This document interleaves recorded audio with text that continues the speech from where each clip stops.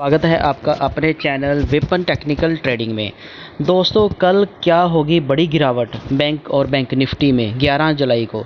दोस्तों पूरा एनालिसिस करेंगे, प्रेडिक्शन करेंगे कैसी रहेगी मार्केट कल, एनालिसिस और क्या रह सकता है निफ्टी और निफ्टी बैंक का टारगेट। तो दोस्तों सबसे पहले आपको रिक्वेस्ट है कि अगर मेरे चैनल पे नए आए तो सबसे पहले आप मेरे चैनल को सब्सक्राइब कर लो। वीडियो अच्छी लगे तो इसको लाइक करना, फिर अपने दोस्तों के साथ भी शेयर करना। तो दोस्तों वीडियो के एंड तक बने रहें, पूरा हम एनालिसिस करेंगे निफ्टी का, निफ्टी बैंक का और यूएस की मार्केट का पूरा एनालिसिस करेंगे। एफआईज की क्या होल्डिंग थी, एफआईज ने आज क्या किया, डीआईज ने क्या किया और कौन से जो स्टॉक थे जिनमें आपके लिए मैं 2 स्टॉक भी लेकर आया हूँ जिसमें आप पोजीशन बना सकते हो। मैंने कहाँ पे ट्रेड किया आज, मैंने कौन कौन से प्रॉफिट बुकिंग की, क्या से मेरी पोजीशन है, तो वो सारा आपके साथ मैं शेयर करूँगा।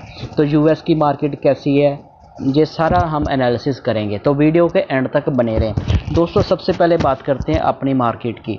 तो दोस्तों आज बात करें निफ्टी की, तो निफ्टी आज लगभग 24 पॉइंट ऊपर रहा, लगभग मतलब फ्लैट ही इसको बोल सकते हैं 0.12%। और निफ्टी बैंक की बात करें तो निफ्टी बैंक आज थोड़ा नीचे था 64 पॉइंट, लगभग ये भी 0.14%।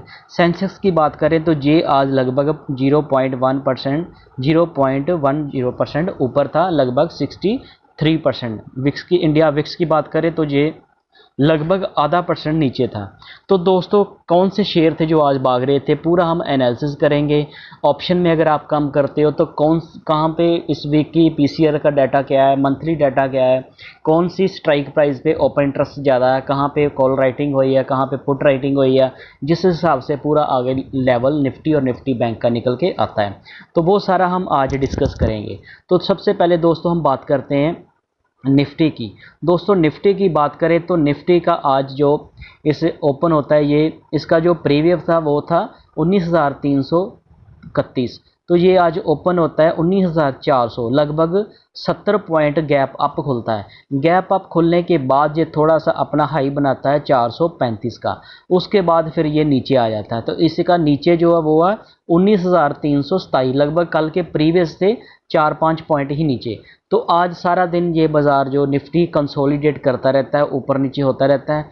तो इसके चलते आज ये लगभग इसको बहुत बड़ा भी नहीं कह सकते, 1.2%, बल्कि लगभग 24 पॉइंट तो है। तो पॉजिटिव ही खुला, भी गैप अप और पॉजिटिव क्लोजिंग इसने दी है। लेकिन अभी ये बाज़ार का इसका दूसरे अभी मैं टेक्निकल चार्ट के ऊपर आपको अभी इसके साथ हम डिस्कस करते हैं। ये देखिए दोस्तों, इसका जो टेक्निकल एनालिसिस है उस पर हम देखें तो इसका आरएसआई भी अब नीचे आ रहा है। इसने जो 2 दिन की कल फ्राइडे से पहले वेडनेसडे और थर्सडे की जो कैंडलें बनी थी लास्ट वीक, उसी के बराबर अब ये फिर आप इसकी 2 रेड कैंडलें बनी हैं।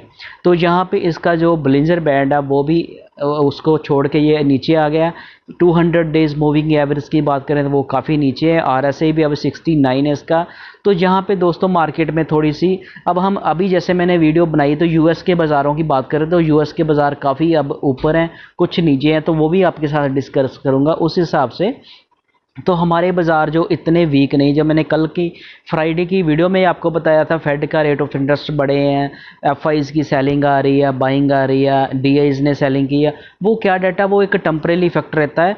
तो अभी भी बाज़ार जो हमारा इतना वीक नहीं है, बाज़ार में अभी भी कंसोलिडेशन पीरियड अब थोड़ा कंसोलिडेट कर सकता है। कंसोलिडेशन करने के बाद ये थोड़ा वीक नीचे भी आ सकता है। यहाँ पे इसका जो लोअर मिडल ब्लिंजर बैंड की जो लोअर लाइन है, मिडल लाइन है, वो है 18,970 के पास। तो लगभग ये बाजार जहाँ तक भी आ सकता है।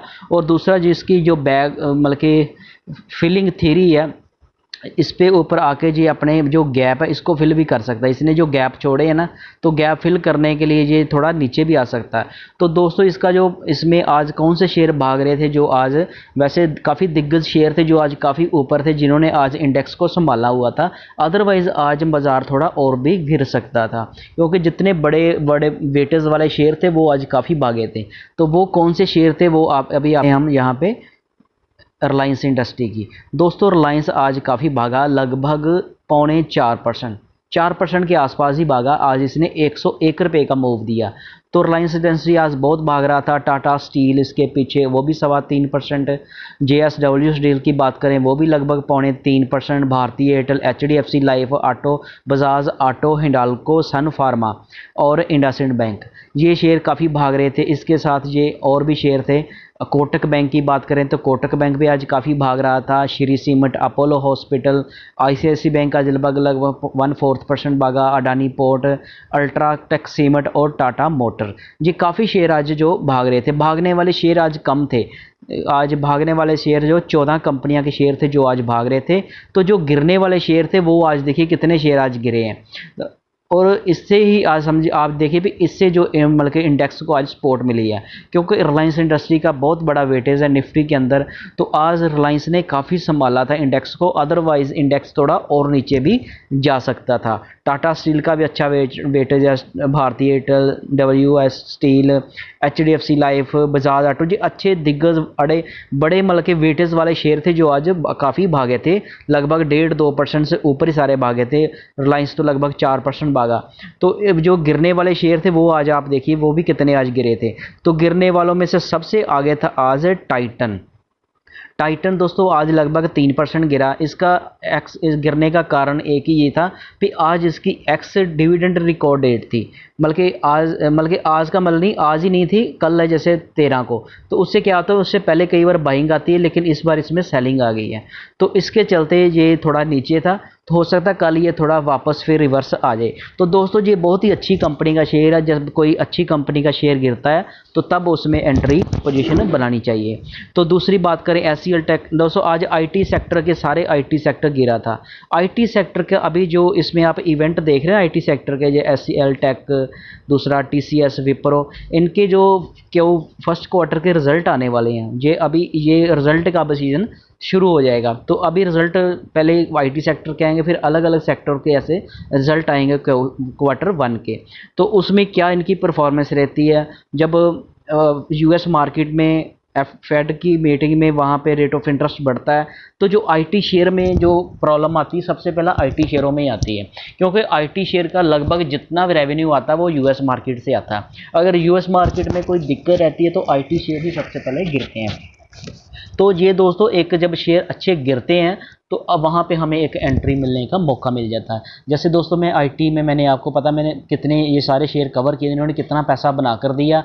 और इन्फोसिस में मैंने काम किया, आज भी मैंने प्रॉफिट बुकिंग की, वो भी आपके साथ शेयर करूँगा। मैंने आपको बताया था, ये पूरा फॉलोअप साथ में जो भी मैं ट्रेडिंग करता हूँ वो आपके साथ शेयर करता हूँ। कहाँ पर मेरा लॉस चल रहा है, कहाँ पर मेरी प्रॉफिट बुकिंग मैंने की है, कौन कौन से मैंने ट्रेड की है, तो ये सारा मैं आपके साथ शेयर करता हूँ, उससे आप एक आइडिया ले सकते हो।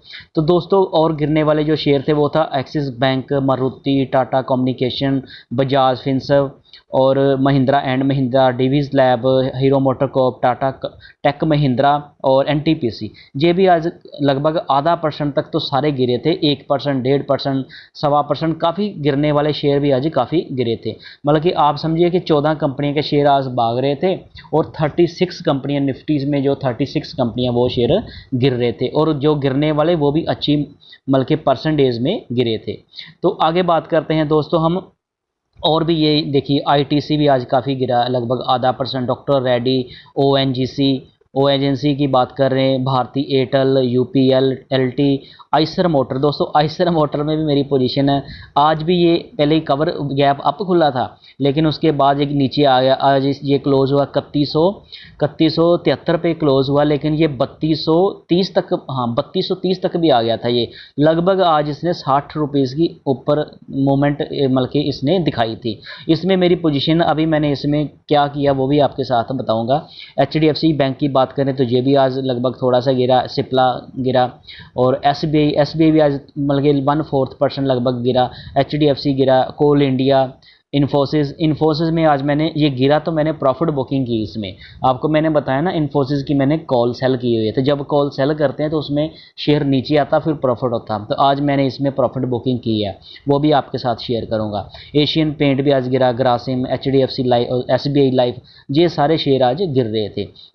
तो दोस्तों आज हम इसके पीसीआर की अगर बात करें तो इस वीक का जो पीसीआर है, अब ये 13 जुलाई की जो एक्सपायरी आएगी उसका जो पीसीआर है वो आ रहा है 0.79, मतलब कि काफ़ी पीसीआर डाउन हुआ है। बल्कि फ्राइडे को मार्केट गिरी थी और आज गिरी नहीं है, लेकिन इसका पीसीआर का लेवल थोड़ा नीचे आ गया। अब इस वीक की जो मैक्सिमम पेन आ रही है वो आ रही है क्लोजिंग इसकी 19,400। तो अभी लगभग कोई इतनी ज़्यादा घबराने वाली बात है नहीं मार्केट में। ये दोस्तों अच्छी थोड़ी बहुत ही न्यूज़ आती रहेंगी। दोस्तों आपके साथ एक जनरली और मैं अपना एक्सपीरियंस शेयर करता हूँ।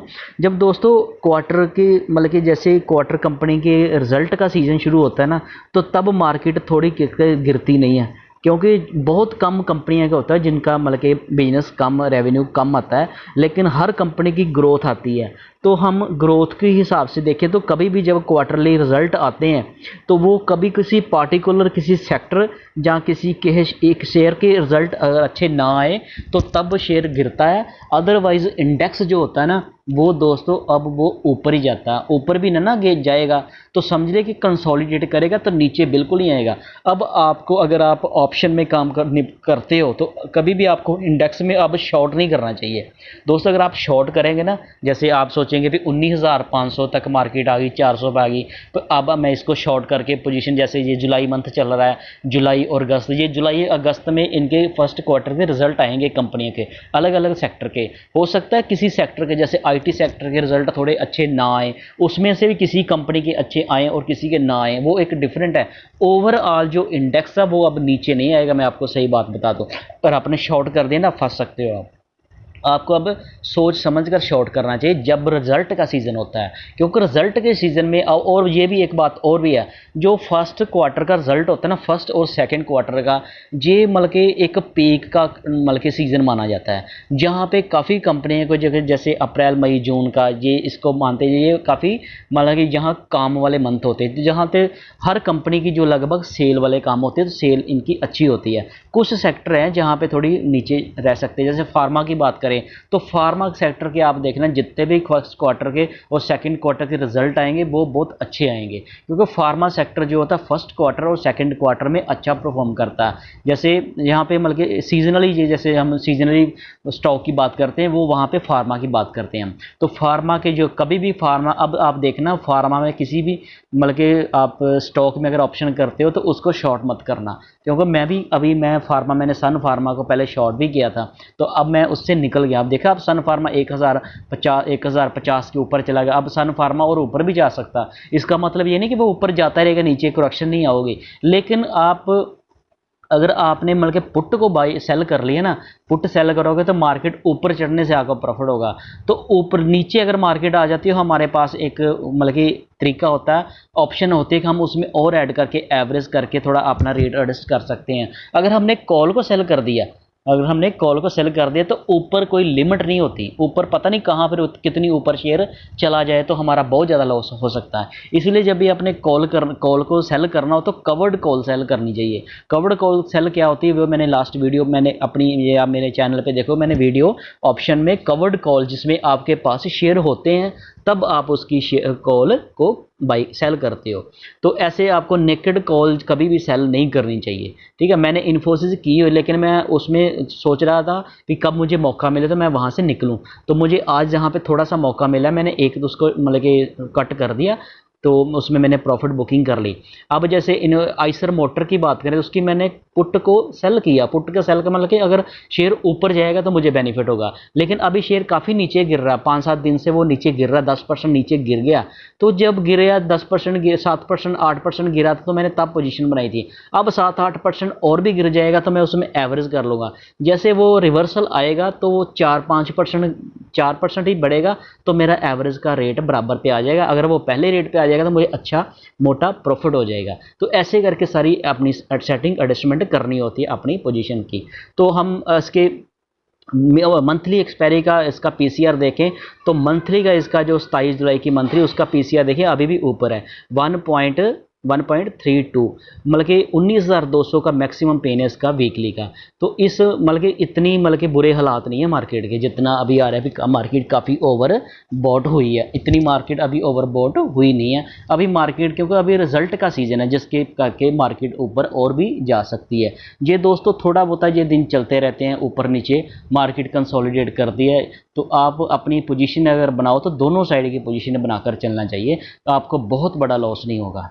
तो दोस्तों आगे हम बात करते हैं निफ्टी बैंक की। दोस्तों निफ्टी बैंक की बात करें तो आज इसने भी लगभग 64 पॉइंट लूज़ किया, लगभग 0.14%। इसका जो प्रीवियस था वो था 44,925, ये ओपन होता है 44,958, लगभग 25 पॉइंट, लगभग 25-30 पॉइंट ऊपर ओपन होता है। उस वहाँ पे ओपन होने के बाद फिर इसका जो हाई, जो इसका जो हाई था वो तो 45,184 था, जो लगभग इससे मतलब कि 100-150 पॉइंट ही ऊपर था। उसके बाद तो फिर ये नीचे ही आता रहता है। इसका लो बनता है 44,721 का, तो लो से फिर ये थोड़ा सा ऊपर जाके 44,860 पे जाके क्लोज हो जाता है। तो दोस्तों इसकी भी बात करते हैं हम, इसके दूसरे चार्ट के ऊपर समझते हैं इसके हम दूसरे चार्ट के ऊपर। जैसे इसका दोस्तों यहाँ पे ये चार्ट है ना, यहाँ पे बहुत अच्छा समझ लगती है आपको। इसका RSI हम देखें तो इसका RSI अब थोड़ा नीचे आ गया, 59 पे आ गया। इसने भी यही 2 दिन की रेड कैंडल बनाई है। मार्केट एक साथ चल रही है निफ्टी और निफ्टी बैंक।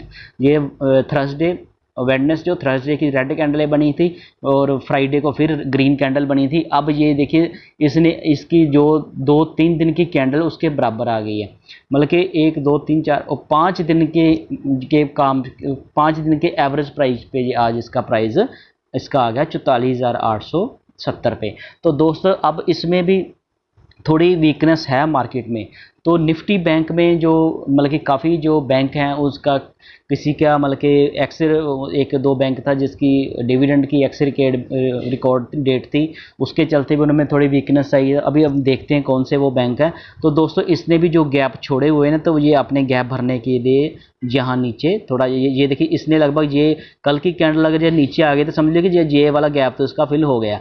अब अगर यहाँ पे आ जाता है 44,500 पे, तो ये 2 फिल हो सकता है, यहाँ यही गैप फिल करने के बाद फिर ऊपर चला जाए। तो इसने ये देखिए ये वाला गैप तो लगभग इसने पूरा कर ही दिया जहाँ पे आज मार्केट है। तो जो नीचे आज 44,750 तक आया ना, तो यहाँ से आप ये देखें ना, ये वाला यहाँ पे आता है तो ये वाला गैप तो फिल हो जाता है। तो इसने जो अपने गैप फिल, इसने निफ्टी बैंक ने तो एक अपना लगभग गैप फिल के पास आ गया।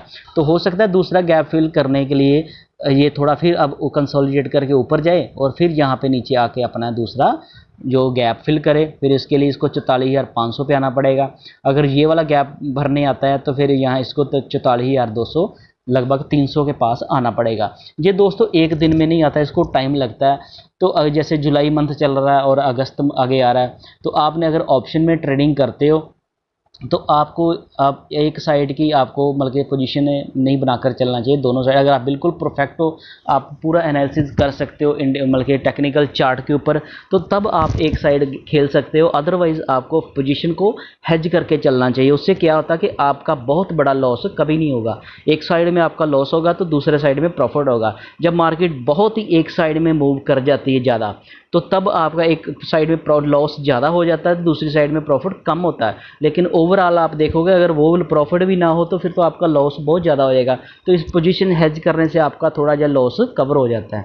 तो दोस्तों मैं तो हमेशा पोजीशन को जब भी ओवरनाइट छोड़ता हूँ तो उसको हेज करके छोड़ता हूँ, क्योंकि कल का सुबह का पता नहीं होता कि मार्केट कब कहाँ चली जाए, ऊपर चली जाए चाहे नीचे चली जाए। तो पोजीशन को हेज करके रखना चाहिए। तो आगे दोस्तों हम इसके समझते हैं दूसरे इसके कौन से शेयर थे जो आज भागे थे। तो सबसे आगे आगे था इंडसइंड बैंक, वो भी पौना, बहुत ज़्यादा नहीं, 0.25% भागा। तो कोटक बैंक की बात करें तो वो भी लगभग 0.25%, आधे पर 1/4% पीएनबी। दोस्तों आपने देखा पीएनबी लगभग एक हफ्ते से थोड़ा थोड़ा करके ऊपर भाग ही रहा। अभी ये 1-2% भी भागा था, 3% भी भागा था, आज ये लगभग 1/4% भागा। एजू स्मॉल फाइनेंस बैंक की बात करें वो भी 1/4%। ICICI बैंक की बात करें तो वे भी लगभग 0.21%। और गिरने वाले थे जो शेयर वो था, सबसे आगे था गिरने वाला share HDFC bank. HDFC bank का दोस्तों काफ़ी हैवी वेटेज है निफ्टी बैंक के अंदर। अगर निफ्टी बैंक को इंडेक्स गिरता है तो अगर HDFC बैंक गिरता है तो निफ्टी का इंडेक्स तो ऑफिशियली गिर जाता है, क्योंकि इसका बहुत बड़ा वेटेज है। IDFC फर्स्ट बैंक भी आज आधा %, बैंक ऑफ बंधन बैंक भी आज काफ़ी गिरा, फेडरल बैंक भी गिरा, axis bank, bank of Baroda. तो आज 6 शेयर जो थे वो भाग रहे थे, 5 शेयर भागे थे और 7 शेयर थे वो आज नीचे थे। SBI भी आज 0.17% नीचे था। तो आगे इसका हम देखते हैं दोस्तों, इसका PCR अगर हम देखें तो इसका जो इस वीक का 13 की जुलाई का PCR डाटा वो है 0.67। अब PCR देखिए इसका कितना नीचे आ गया है, 2 दिन में ये गिरा, फ्राइडे को गिरा और आज भी गिरा।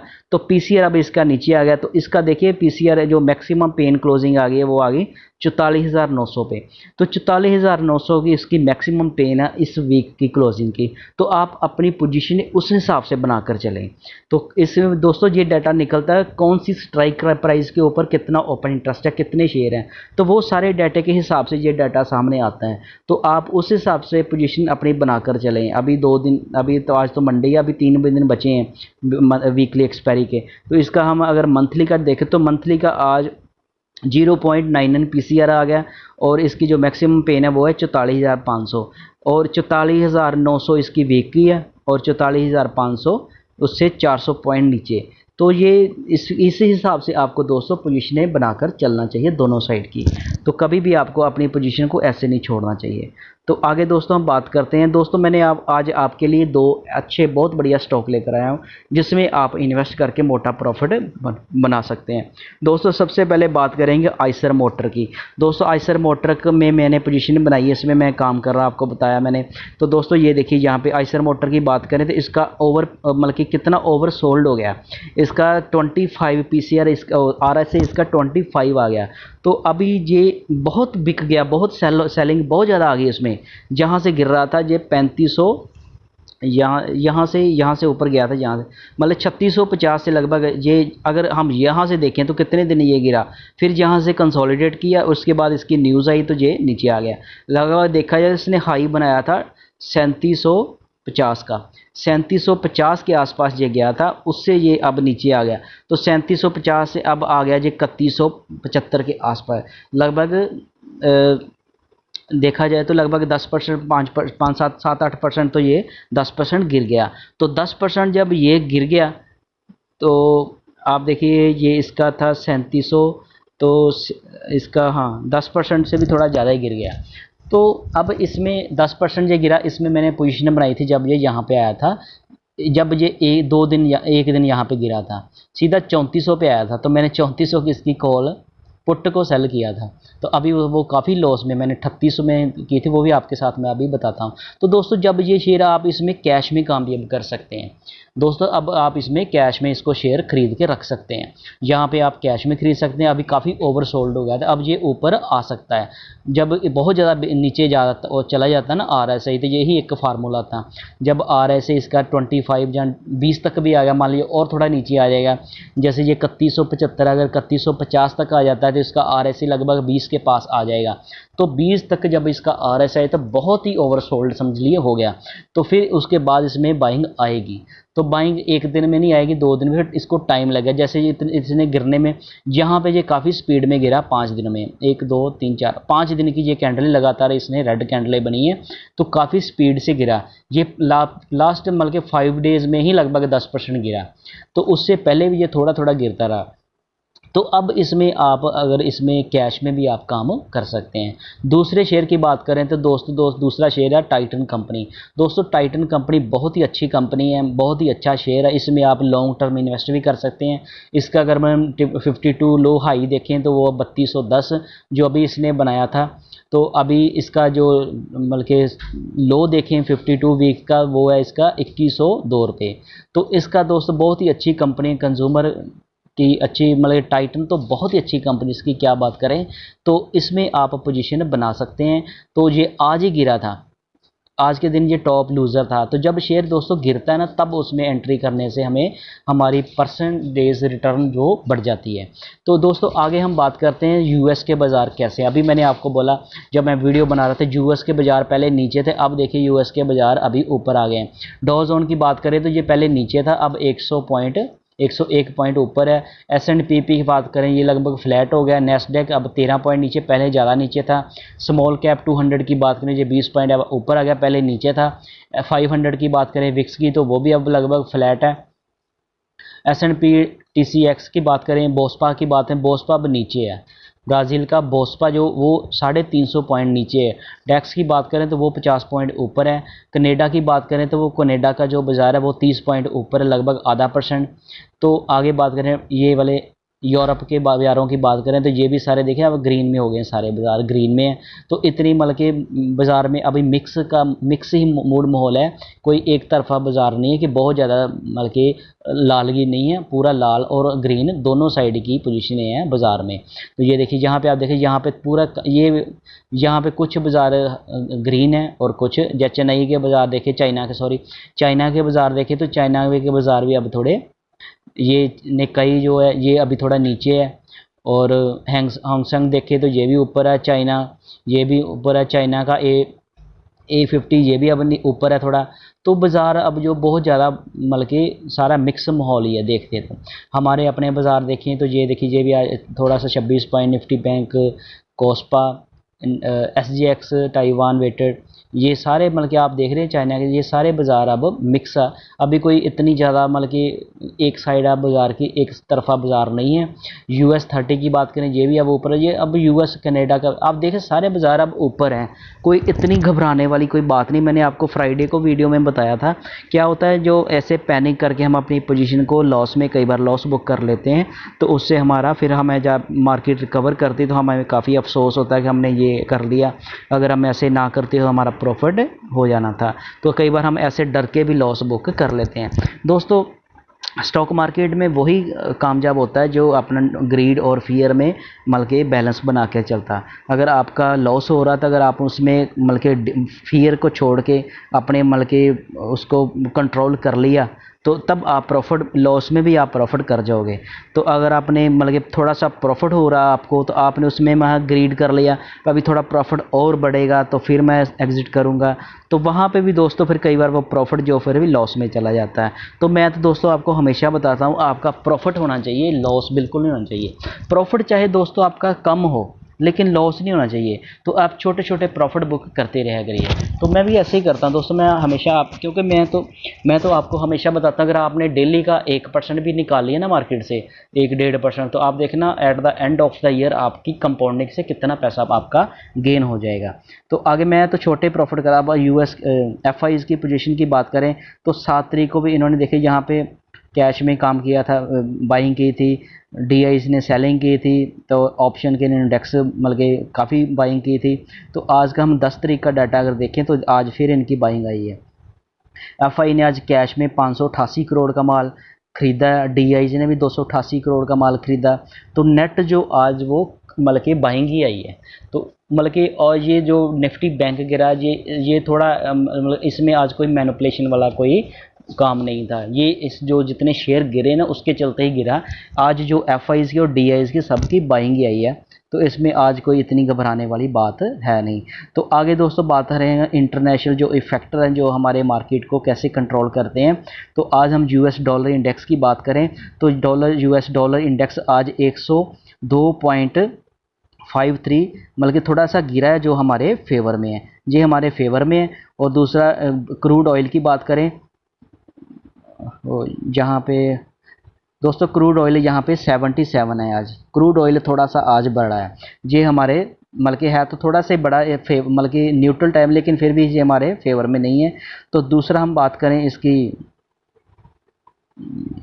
ये वाला डाटा US INR की बात करें तो ये भी आज दोस्तों ये मतलब कि 82 पे आया। तो 82 पे ये भी हमारे आज थोड़ा सा बड़ा है, ये हमारे फेवर में नहीं है। तो दूसरा 10 ईयर यील्ड की बात करें तो वो आज थोड़ी सी बड़ी है, जो हमारे फेवर में नहीं है। तो दोस्तों ये यहाँ पे थोड़ा गलती से ये ना यहाँ पे डाटा गलत आ गया, तो यहाँ पे 77 था आज, कोई बात। तो आगे मैं आपको दोस्तों बताता हूँ मार्केट का मूड माहौल कैसा है। दोस्तों ये देखिए मार्केट का मूड माहौल कितना चेंज हो गया। अब आज 10 तारीख की बात करें तो कल 79 था मार्केट का मूड माहौल, तो आज 73 हो गया। मतलब कि अभी भी एक्सट्रीम ग्रीड है, तो मार्केट में थोड़ा सा फियर बढ़ रहा है, मतलब कि कम हो रहा है। एक्सट्रीम ग्रीड था जो थोड़ा कम हो रहा है। तो कैसे हुआ कि 2 दिन से मार्केट गिरी है, फ्राइडे को भी मार्केट गिरी थी, आज गिरी नहीं है, लेकिन आज गिरने वाला ही माहौल था। समझे कि आज एक जो अच्छे 2-3 बैंक मतलब के शेयर थे बड़े वेटेज वाले, तो उन्होंने ही आज इंडेक्स को संभाला था, अदरवाइज काफ़ी शेयर नीचे थे। तो इसके चलते मार्केट का माहौल थोड़ा चेंज हुआ। तो दोस्तों आगे बात करता हूँ मैंने कौन सी पोजीशन बनाई थी, आज कहाँ पे प्रॉफिट बुकिंग की। दोस्तों ये मेरी पोजीशन है, मैंने आपको पहले भी बताया था। आज मैंने ये देखें, मैंने इसकी कॉल को आज नीचे आ गया, तो इसमें मैंने 2200 रुपये का प्रॉफिट बुक कर लिया। जो पहले मेरा 4000 का लगभग लॉस था ना, इसमें 3-4 हज़ार का लॉस चल रहा था। जो 1340 की मैंने इन्फोसिस की कॉल को सेल किया हुआ था, तो कॉल को सेल जब करते हैं तो वो शेयर नीचे आता, फिर प्रॉफिट होता है। तो ये पहले बढ़ रहा था, आज जैसे नीचे आया तो मुझे 2200 रुपये का प्रॉफिट हुआ, तो मैंने प्रॉफिट बुक कर लिया। फिर जैसे नीचे आया तो फिर मैंने इसकी पुट को सेल कर दिया।